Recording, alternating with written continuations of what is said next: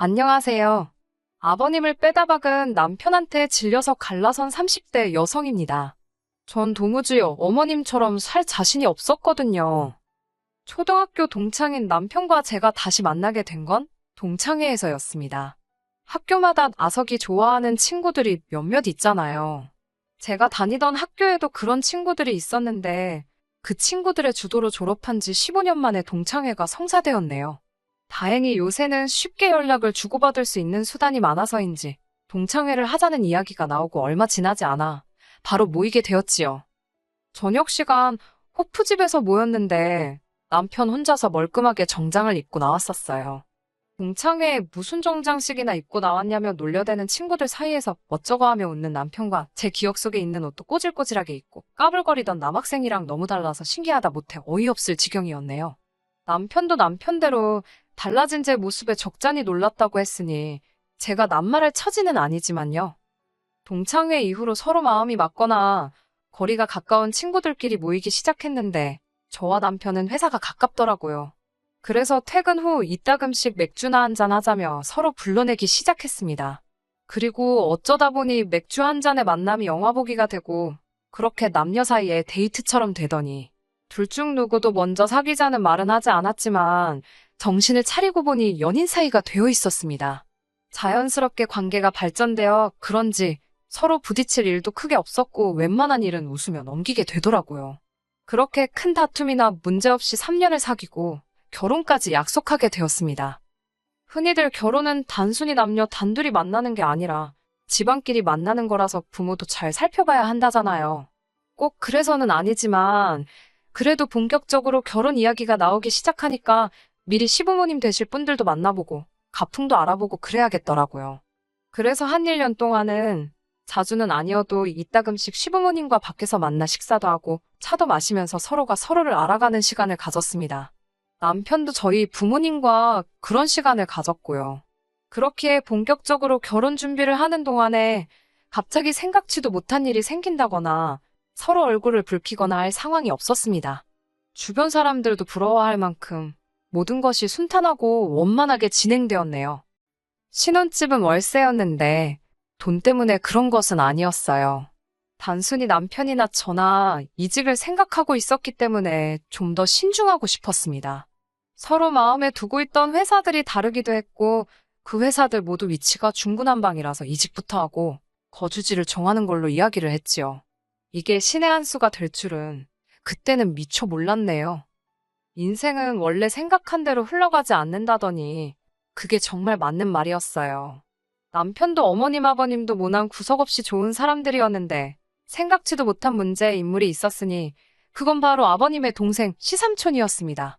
나이 50의 시삼촌은 시할머니와 같이 살고 있었는데 정확히 표현하자면 얹혀 살고 있었어요. 언젠가 술에 취한 아버님께서 이야기하시기를 시삼촌은 젊어서부터 얼굴이 번지르르하니 인물이 좋아서 여자들이 엄청 따랐다나요. 한 번만 만나달라고 애걸복걸하는 여자들이 줄을 섰다는데 그러다 어떤 여자한테 잘못 코가 꿰었답니다. 술 먹고 실수를 했는데 아주 민망한 표현을 하셔서 차마 옮기지는 못하겠네요. 아무튼 그래서 결혼을 하긴 했는데 시삼촌이 다른 여자한테 또 코가 꿰어가지고 얼마 못 살고 이혼했다고요. 듣고 있자니 얼마나 어이가 없고 한심하던지 시삼촌뿐만 아니라 그런 시삼촌을 감싸고 도느라 매번 여자가 추파를 던졌다는 식으로 표현하시는 아버님까지 이상하게 보일 지경이었어요. 아무튼 제가 남편과 결혼했을 당시 시할머님의 연세는 이미 80이 넘었었고 그런 와중에도 시삼촌, 그러니까 50 먹은 아들 뒤치다꺼리를 하며 지내고 계셨습니다. 그런 와중에 시삼촌은 딱히 하는 일까지 없어서 할머님께 돈을 타쓰기도 하고 사정이 여의치 않으면 아버님이 하시는 가게에 와서 장사를 돕겠다며 어슬렁거리고 다니기가 일쑤였어요. 가게에서 그렇게 하루를 보내고는 일당을 내놓으라는 식이었지요. 이제 와서 말이지만 옆에서 이런 시삼촌의 모습을 보고 듣고 겪으니 어떻게 대우를 해드려야 할지 모르겠더군요. 말이 나와서 말인데 꼴보기 싫은 놈은 꼴보기 싫은 짓만 한다더니 어찌나 그렇게 불평불만은 또 많은지 몰라요. 앞서 말씀드렸다시피 저희는 신혼살림을 월세로 시작했습니다. 그렇다 보니 저희 집도 아니고 굳이 집들이를 할 이유를 찾지 못했지요. 그런데 아버님께서는 그건 예의에 어긋난다며 집들이를 꼭 해야 한다셨습니다. 문제는 저나 남편이나 맞벌이를 하다 보니 집에서 음식 준비를 하기는 시간이 여의치 않았어요. 남편과 상의 끝에 집에서 멀지 않은 곳에 위치한 고깃집에서 어른들을 모시고 식사를 하고 이후로 집에 와서 과일이랑 커피를 대접하는 쪽으로 결론을 내렸습니다. 그런데 아버님께 저희가 세운 계획을 말씀드리니 집들이 한다고 불러놓고 식사를 밖에서 하게 하는 법이 어디 있냐며 어른들 데리고 똥개 훈련이라도 시킬 셈이냐고 크게 화를 내시더라고요. 오히려 어머님께서는 그럴 수도 있지 뭘 그런 걸 따지냐며 아버님께 핀잔을 주셨지만 별 소용은 없었습니다. 아버님께서 들은 척도 안 하셨거든요. 솔직히 결혼 전에는 항상 밖에서만 뵈서 그런지 아버님이 이렇게 억지를 쓰시고 말도 안 되는 고집을 피우시는 분인 줄은 꿈에도 생각지 못했기에 충격이 이만저만 큰 게 아니었어요. 결국 아버님의 말씀대로 집에서 식사를 대접하는 집들이를 하기로 했습니다. 시부모님뿐만 아니라 시삼촌과 시할머니도 모시고 말이지요. 근데 솔직히 다들 너무한다 싶었습니다. 솔직히 집들이라고 하면 하다못해 휴지든 세제든 뭐 하나 사다 주실 수 있는 거 아닌가요? 네 사람 모두 빈손으로 오셨더군요. 그나마 어머님께서 나중에 필요한데 보태라고 10만 원 제 주머니에 넣어주시긴 했지만 사실 다른 무엇보다 제가 짜증이 났던 건 시삼촌의 지저분하고 매너 없는 행동 때문이었어요. 거실에 상을 펴놓고 남편과 제가 음식을 나르고 있었는데 시삼촌이 그 상 앞에 혼자 앉아서는 음식 맛을 보고 계시더라니까요. 보다 못한 제가 조금만 기다리셨다가 다 같이 시작하자는데 제 말은 들은 채도 안 하대요. 그리고는 오히려 저를 망신이라도 주겠다는 심보인 건지 음식 맛을 트집 잡기 시작하더군요. 이건 짜다, 저건 달다. 저도 정말 짜증이 많이 났었는지 저도 모르게 그러면 드시지 말라고 해버렸습니다. 그렇게 맛이 없어 못 드시겠으면 짜장면 한 그릇 시켜드릴 거냐고 쏴붙였어요. 그러자 어머님께서 제 허벅지를 살짝 꼬집으시며 귓속말로 하시는 말씀이 시할머님한테도 저런다며 신경 쓰지 말랍니다. 대들어봤자 너만 손해라고 참으라고 그러셨어요. 정말이지 그날 스스로 그래 내가 시삼촌이랑 매일같이 부딪히며 사는 것도 아니니 참자 몇 번을 되뇌었는지 모릅니다. 그런 삼촌이 정말 골칫덩어리가 된 건 얼마 전에 있었던 시할머님의 낙상사고에서 시작되었어요. 사실 낙상사고가 있기 얼마 전부터 정정하시던 시할머님의 건강은 눈에 보일 정도로 빠르게 나빠지고 있었거든요. 상황이 그렇다 보니 당연히 회복은 더딜 수밖에 없었고요. 그러자 아버님께서는 어머님께 시할머님을 모시고 살자셨던 모양입니다.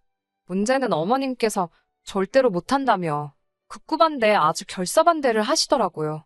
웬만하면 아버님 뜻에 맞춰주시는 어머님의 성격을 알고 있었기에 그토록 격렬하게 못한다 하시는 어머님이 신기해 보일 지경이었습니다. 그리고 저는 그 이유를 남편으로부터 들을 수 있었어요. 남편이 말하기를 불과 몇 년 전까지 어머님은 시할머님의 호된 시집살이를 겪으셨다고 합니다. 시할머님께서 워낙 목소리도 크시고 정정하신 데다가 아버님께서 무조건 시할머님 편에만 서 있으니 어머님께서 몸고생 마음고생을 많이 하셨다고요.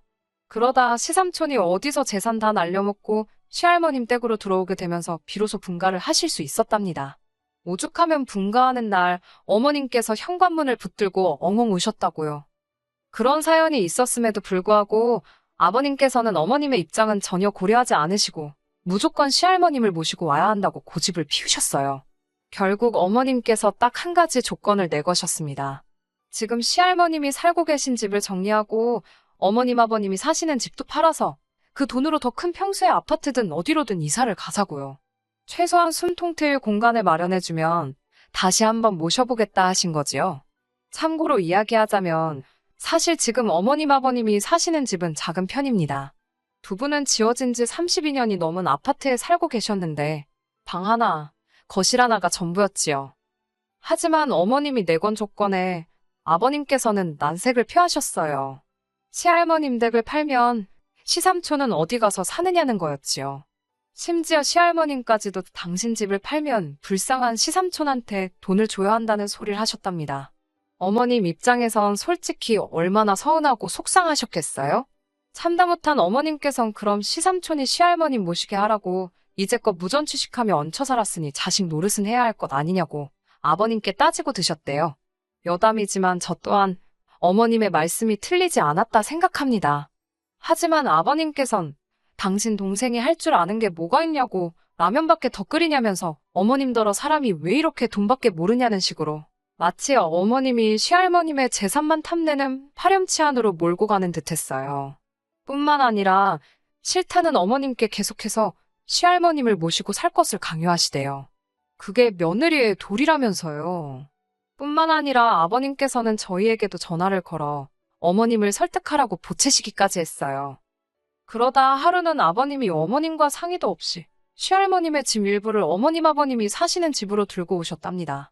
그러고선 어머님께 통보하듯 말하기가 지금 두 분이 쓰시는 방을 시할머님께 내드리고 두 분은 거실을 쓰자시더래요. 어차피 거실에서 TV밖에 더 보냐면서 시할머님은 방에만 계실 테니 불편할 거 하나 없다면서요. 가족끼리 조금 참고 배려하며 살자셨다고요. 이런 아버님의 변하지 않는 태도에 어머님도 더는 참을 수 없으셨던 모양입니다. 하루는 시할머님을 제외한 온 가족이 모인 식사 자리에서 이번에 당신이 시할머님을 모시게 되면 그 길로 집을 나가겠다는 소리까지 하시더라고요. 그런데 그 말씀하시는 태도가 어찌나 강경하던지 거의 무슨 독립선언이라도 듣는 것 같았다니까요. 하지만 애석하게도 그 자리에서 어머님의 굳센 다짐을 귀담아 들은 사람은 저 하나뿐인 듯 했습니다. 그런 일이 있고 일주일 정도의 시간이 지났을 무렵이었습니다. 아버님은 어머님의 그런 이야기에도 꿈쩍 않고 아버님 어머님이 사시던 아파트에 조금씩 할머니의 짐을 옮겨다 두셨던 모양이에요. 결국 그 꼴을 보다 못한 어머님께서 네 멋대로 살라면서 아버님께 이혼하자는 연락 한 통을 남기시곤 그대로 집을 나가버리셨습니다.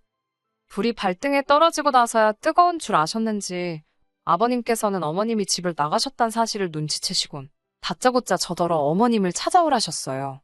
회사도 가지 말고 어머님 일이 어떻게 된 건지 그것만 연구하라나요? 제가 무슨 형사도 아니고 작정하고 나가신 분을 무슨 수로 찾냐고 하소연을 하니 그런 것도 다 며느리가 하는 일이랍니다. 더 어이가 없었던 건 남편의 반응이었습니다. 남편은 어머님이 가시면 어딜 가셨겠냐며 때 되면 돌아오실 거라고 시큰둥한 반응을 보였어요. 이런 남자였나 싶을 정도로 사람이 달리 보이더군요. 그런 와중에 저는 혹시나 하는 마음으로 어머님께 매일같이 전화를 드렸어요. 아버님이 꼴 보기 싫으신 거면 저한테라도 잘 계신 건지만 알려달라 문자도 남겨두었고요. 그렇게 어머님과 연락이 닿았습니다. 어머님께서는 당신은 잘 있다며 저더러 어른들이랑 남편 전부 다 잘 챙기라셨지요. 솔직히 이때는 어머님이 걱정되면서도 야속하게 느껴지더라고요. 그런 와중에 아버님께서 저를 급히 찾으셨습니다. 아버님께선 기껏 저를 불러놓고 하신다는 말씀이 이게 다 네 시삼촌이 혼자라서 벌어진 일이랍니다. 마누라 하나만 잘 얻었어도 네 시애미가 저렇게 앓는 소리 하지도 않았을 거라면서 이런 이야기를 저한테 왜 하시나 싶어서 아무 말하지 않고 아버님이 하시는 말씀만 가만히 듣고 있었어요. 그때 아버님께서 그래서 말인데 시삼촌한테 좋은 여자 하나 소개 좀 시켜주랍니다. 저는 난색을 표했어요. 시삼촌 나이가 50이신데 제 주변엔 그 정도 나이대에 혼자인 여자분은 없다고요. 그러자 아버님께선 무슨 소리를 하는 거냐며 누가 그렇게 나이 먹은 여자를 소개하면 좋다 하냐입니다. 그러면서 저더러 친구 없냐고 물어보시는 거예요. 전 솔직히 아버님이 처음에 장난하시는 줄 알았네요. 없다고 웃으며 대답하니 똑바로 생각 좀 해보랍니다. 제 친구들 다 시집간 거 맞냐며 결혼식에 온 친구들 중에 괜찮은 사람 없냐고 계속해서 집요하게 물어보시더라고요. 저도 결국 너무 짜증나고 하도 나서 아직 시집 안 간 친구들이 있어도 그런 자리는 주선 못한다 했습니다. 아버님이 어디 가서 알아다 소개하시던지 그러라고 저는 못한다고요. 그러자 아버님께선 저 때문에 시부모가 이혼하면 좋겠냐고 오히려 저를 못된 며느리처럼 만드셨습니다. 아니, 두 분이서 이혼하시는 게 왜 저 때문이냐고 제 핑계대지 마시라고 저도 지지 않고 받아쳤네요. 그렇게 아버님과의 한바탕 말다툼을 하고 집에 돌아왔습니다. 그새 아버님께 무슨 이야기라도 들은 건지 언짢은 표정의 남편이 저를 기다리고 있더군요. 남편이 저더러 너는 말을 그렇게 밖에 못하냐며 시비를 걸어오길래 말 시키지 말라고 짜증나서 나도 지금 폭발하기 직전이라고 경고를 했습니다. 정말이지 남편까지 제 편이 아니라 아버님 편이라면 그냥은 못 넘어갈 것 같았거든요. 그리고 제 목소리가 평소랑 확실히 달리 느껴지긴 했는지 남편이 한층 누그러진 기색으로 저에게 다시 말을 걸더군요. 아버님이 조금 무리한 이야기를 하시는 건 알지만 그럼 시삼촌 평생 혼자 사시게 두냐입니다. 그걸 왜 나한테 묻냐고 시삼촌한테 물어보라고 쏴붙였어요. 그러자 남편은 저더러 무조건 싫다고만 하지 말고 한번 잘 생각해보랍니다. 친한 친구가 아니어도 좋다며 그냥 알고 지내는 사람이라도 누가 됐던 일단 소개라도 시켜줘 보래요. 저는 남편더러 내가 왜 그런 실없는 짓을 해야 하냐 싫다고 소리를 질렀습니다. 남편이 한다는 말은 가관이었어요. 저더러 가족이 중요하지 그깟 친구며 인간관계가 뭐가 중요하냐입니다. 저 하나 때문에 온 가족이 엉망이 돼야 직성이 풀리겠냐고. 남편의 뻔뻔한 태도와 말도 안 되는 논리에 정말 황당하더라고요. 남편이 급기야 그러면 저더러 시할머님을 모시랍니다. 직장도 때려치래요. 저 때문에 시부모님 이혼하게 생겼는데 그건 막아야 할 것 아니냐며. 저도 너무 열받아서 남편더러 그럼 당신이 회사 관두고 시할머님 모시라고 했습니다. 남편과 대화를 할수록 느낀 건 아들이란 인간이 어머님이 얼마나 힘드시면 저럴까 그런 생각도 못하고 아버님 때문에 자기 처가 얼마나 입장이 난처한지도 모르는구나. 이렇게 어리석은 사람인지 왜 진작에 몰랐을까. 제 스스로가 다 한심하고 이런 인간이랑 결혼까지 한 제 자신이 한심하더군요. 저는 남편에게 마지막이란 심정으로 물었습니다. 시할머님을 요양원에 모시던지 아니면 어머님이 바라는 대로 시할머님 댁을 정리해서 어머님이 원하시는 곳으로 이사를 시키는 게 맞는 것 같지 않냐고요. 최소한 뭐가 맞는지 머리로는 아는데 가슴으로 고집을 피우는 거면 이해해보려고 한 거지요. 하지만 남편은 아버님과 똑같은 소리만 해댔습니다. 자식들 다 멀쩡한데 요양원으로도 못 모신다. 집 팔면 시삼촌은 어떡하냐 다 같이 살 거냐. 이도저도 안 되면 손자 며느리인 제가 해야 된다. 남편더러 집안꼴 잘 돌아간다고 어머님 아버님도 이혼하고 우리도 갈라서고 시삼촌하고 아버님 그리고 당신까지 남자 셋이서 시할머님 정성으로 모셔드리면 되겠다고 쏴붙였어요. 그리고는 바로 제 짐을 챙겼습니다. 집도 없고 혼인신고도 안 되어 있던 게 어찌나 다행이다 싶은지. 그제서야 남편은 왜 시할머님 문제로 우리가 헤어지냐며 저더러 너무 오버하지 말라고. 자기도 갑갑하니까 그런 거라며 일단 어머님을 찾자고 그런 다음에 시삼촌과 시부모님 내외가 알아서 하시게 두잡니다. 저는 어머님처럼은 못 산다고 싫다고 거절했어요. 아버님을 아주 빼다 박은 당신을 보니 어머님이 내 미래 같아서 너무 두렵고 무섭다고 헤어지자고요. 이렇게 헤어지고 나니 그간의 세월이 너무 아깝고 속상하고 후회는 안 하려고 하는 성격인데도 후회가 자꾸 돼서 슬프긴 합니다. 그래도 잘한 거라 믿어요. 그저 시할머님이 오래 건강하셨으면 좋겠고 어머님도 늦지 않게 당신의 행복을 찾으실 수 있으면 좋겠다. 딱 거기까지만 바라려고요. 끝까지 들어주셔서 감사합니다. 오늘의 사연은 여기까지입니다. 구독과 좋아요, 알람 설정 부탁드리고 더 좋은 사연으로 다시 찾아뵙겠습니다. 감사합니다.